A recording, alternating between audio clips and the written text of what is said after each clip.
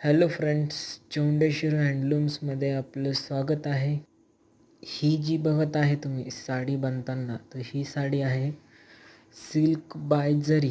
या साडीला बनण्यासाठी कमीत कमी 15 ते 20 दिवस लागतात. ही मुनिया साडी आहे.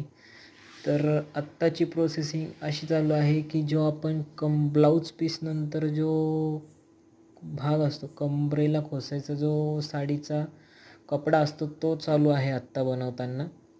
व ह्या साडीमध्ये स्पेशलिटी आहे सिल्क बाय जरी. तर ही चमकदार साडी आहे पूर्ण, जे आपण पार्टीवेअर जे म्हणतो त्या टाईपमध्ये ही साडी आहे, पैठणी साडी.